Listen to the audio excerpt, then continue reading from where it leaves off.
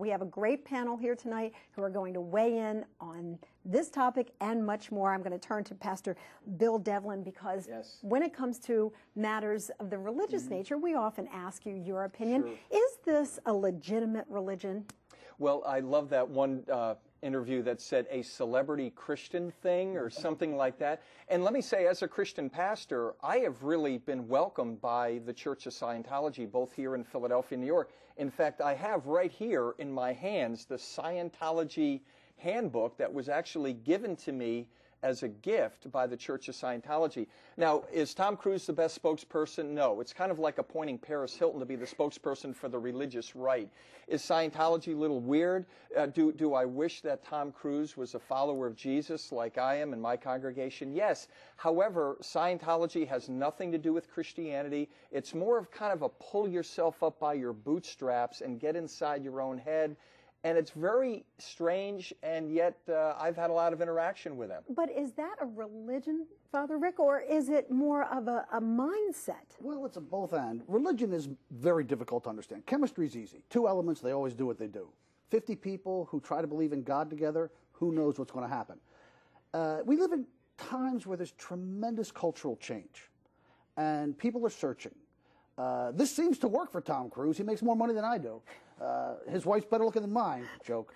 But he... A priest with a sense of humor. I love it. But really, I mean, we pay attention to him because he's a celebrity. This is what's really new, that there are people on this planet that 6 billion people seem to know and will listen to and will reorient their lives based on what they're doing with their lives. Religion is usually more of a communal thing. L. Ron Hubbard created this out of thin air.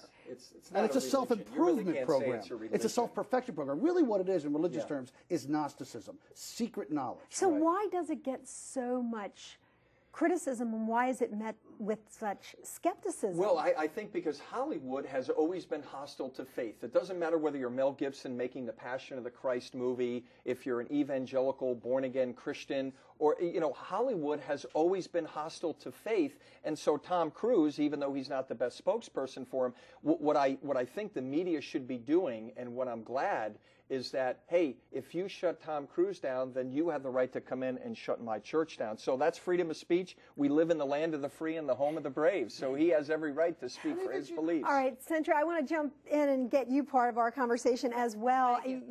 You kind of think that Tom Cruise has gone off the deep end when it comes to this stuff. Well, I mean, the thing that I think is really, really interesting about Scientologists is that they're usually the worst possible advertisement for Scientology. It seems like ever since Tom Cruise became an outspoken Scientologist, he looks completely unnatural, which is sort of antithetical to the job of being an actor. He's supposed to look more comfortable in his skin, not less. And he looks so restless now and just intent and driven and filled with zeal. It's sort of the hard sell, I think, that turns people off more than just religion in general. And yet, at the same time, Centra, there are other celebrities in Hollywood who have embraced this philosophy, and we don't seem to look at them with the same kind of skepticism that we look at Tom Cruise. Well, Tom Cruise is very special in Scientology. He's the #2 man there now, supposedly under David Miscavige. And, yeah, he takes it very seriously. He's very much on a mission. He's proselytizing very heavily, and he's now recruited Will Smith, and it's something that he takes very seriously. But, I mean, it's kind of regarded as a career move. It's sort of a self-help system gone wild, I think, which is, you know, fine. Everybody should be allowed to practice this thing. I think it's the way that they go about it, I think, that's bugging people.